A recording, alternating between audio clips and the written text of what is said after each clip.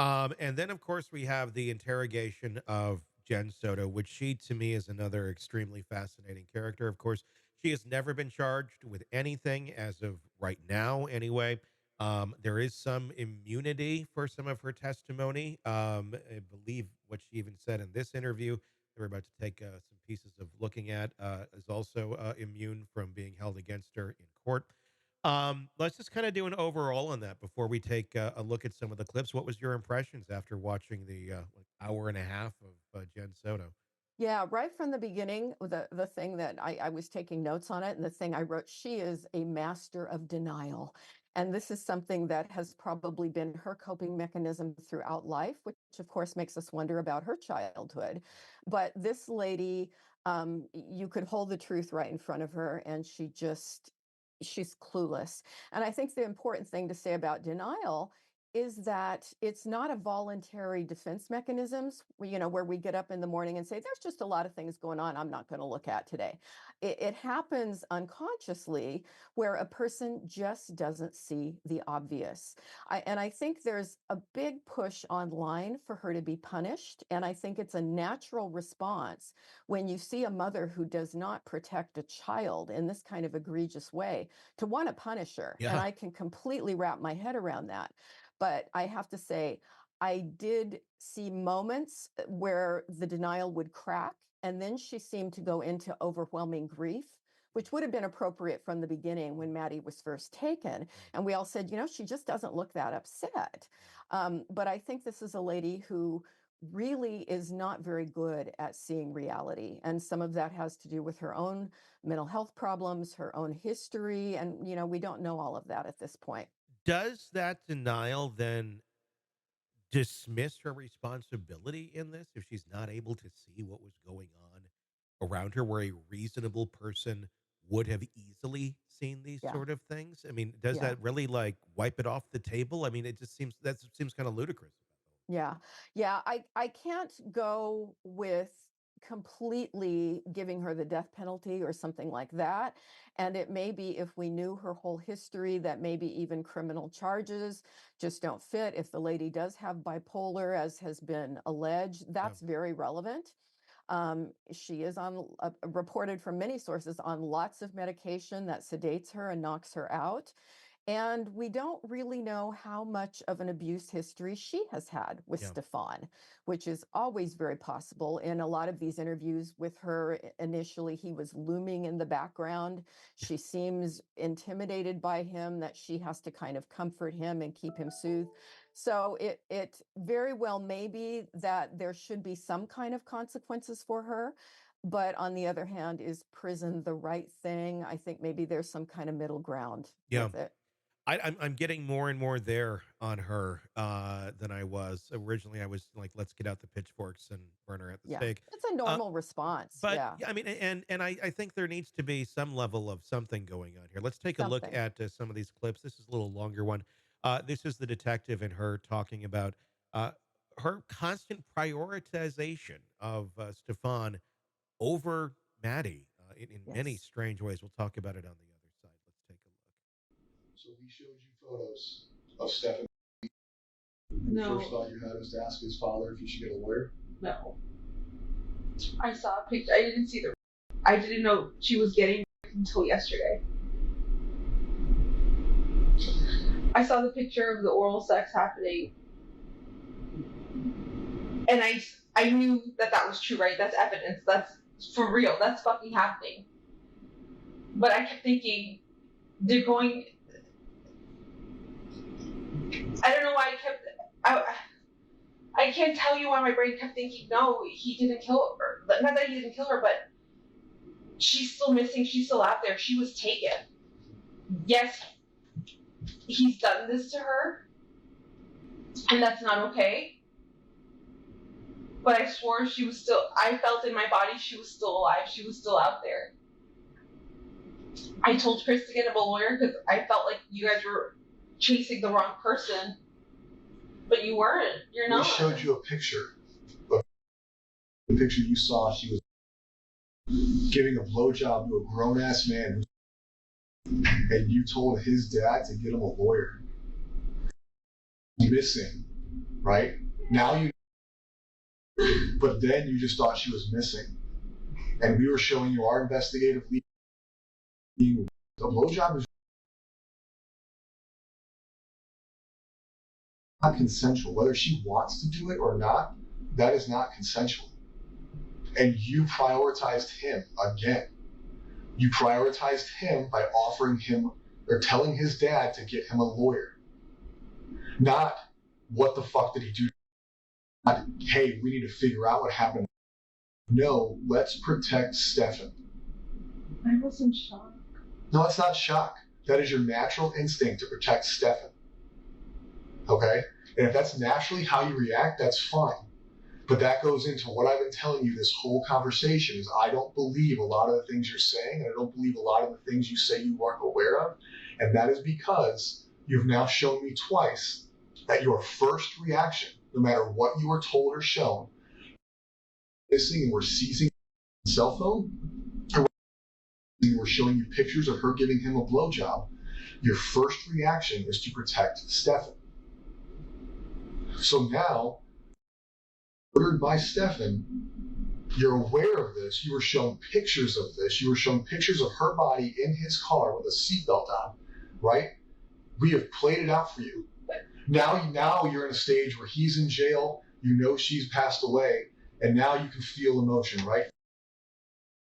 Until that point, when you were shown that she was deceased, your continued first reaction is to protect this guy.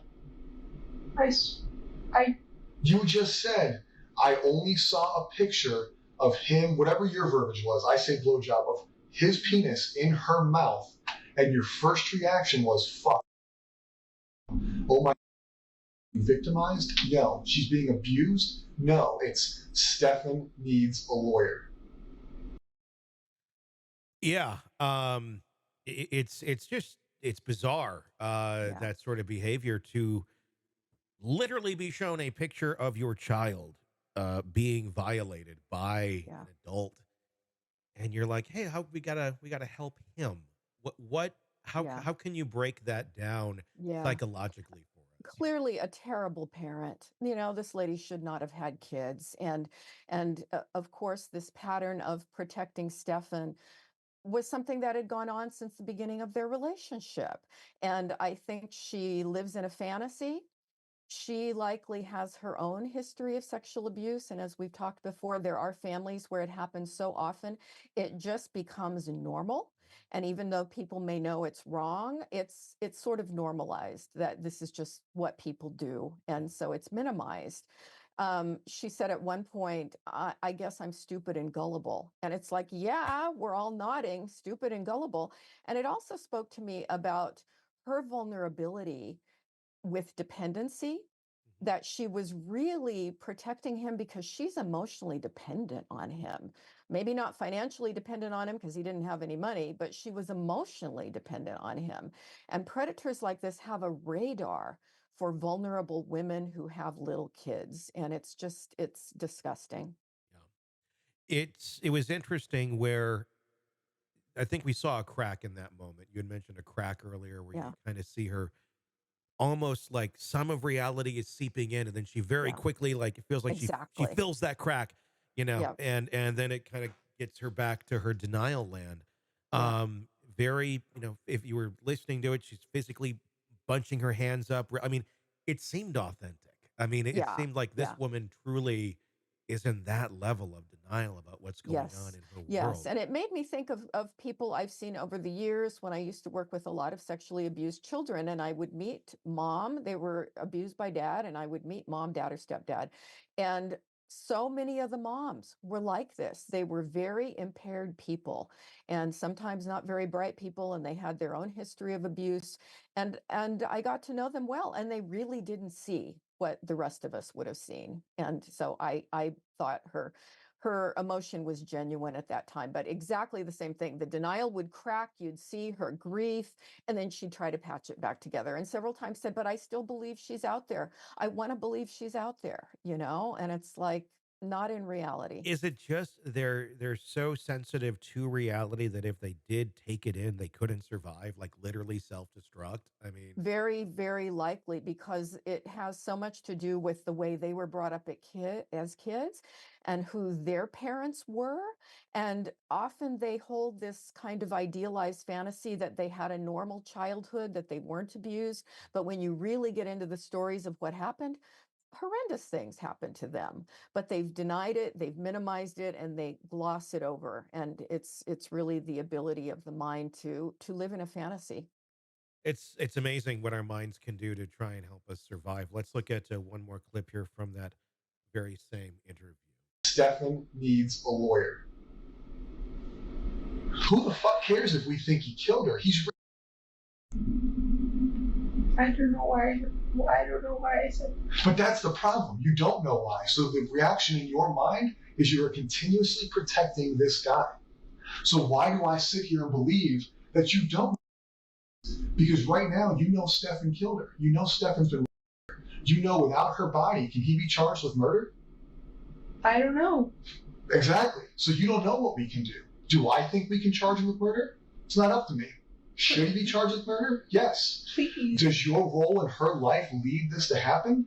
I'll be honest. Yes. Since she was a child, since her victimization started, it occurred under your roof and you acted like it didn't exist. And knowing the victimization, knowing how ongoing it is, knowing that you saw a picture of it, not just us telling you, not me and him saying, hey, listen, he's being, I think they had a bad relationship. They showed you a fucking picture of it. And you still protected him. So how am I supposed to not think that the thought process in your mind is until she's found, Stefan can't be charged with murder? Because we both now know that you don't want him to be charged with murder because you want him to have a lawyer. No, I don't. That Part was of the blowjob. that was Oh, then. he can't be charged with murder. That was then. Everything that you guys have shown me since then and have shown me that he's So we had to alive show this you a whole picture time. of her dead in a car for you to finally not take his side? Enough? Do you not see where I'm coming from? Like, I'm not trying to be a here, No, but it makes absolutely no sense that your name is Stefan. I don't know. It's almost like reminds me of a superhero movie or something, or even like the Wizard of Oz pouring water. I'm melting. Like when she's confronted with that information of, look, you're responsible for this too. You've allowed this to happen. You did not protect your daughter. I know. I mean, was she really cognitively that distant from all of this that she had no freaking idea that this was going on in her home? It's possible. It's possible, and I've seen it happen. And again, that means that she couldn't protect her kid in a million ways if she was that clueless. Who knows what else this kid lived with and was put through that we may never know. So yeah, definitely not Mother of the Year. And the ironic thing is, if you had asked her before all this happened, are you giving your daughter a good home and a good life? My guess is she would have enthusiastically said, of course I am. I love her very much, But this is a lady that's not normal. No, that's the only way to describe it. Is she criminal? I think she certainly falls under what we would consider that for what she did. Yeah. But with all the other mental issues that are in there, I think you got to weigh that in there too. And this is someone who's just like shockingly that dumb. I mean, Yeah. maybe it's That the wrong gullible, word for it. naive, Yeah, it's a very inept, and dependent. yeah, Yeah. very simplistic way of putting it. But there's so many things Yes. wrong with her, and because of that cornucopia or recipe that made her, that really allowed her to be that distant. And that's scary. Yeah, it Very is hard. scary. This was a person who should not have had kids. Hey, thanks for checking out the video. Be sure to follow us wherever you download podcasts, and especially Apple Podcasts, where you can get advanced episode and premium content on our premium channel right there. Also, be sure to follow us on social media so you don't miss any breaking updates on the stories that matter to you most. We're on TikTok, X, Instagram, Facebook. Just search Hidden Killers Podcast with Tony Brueski, and you'll find us right there. Again, thanks for watching.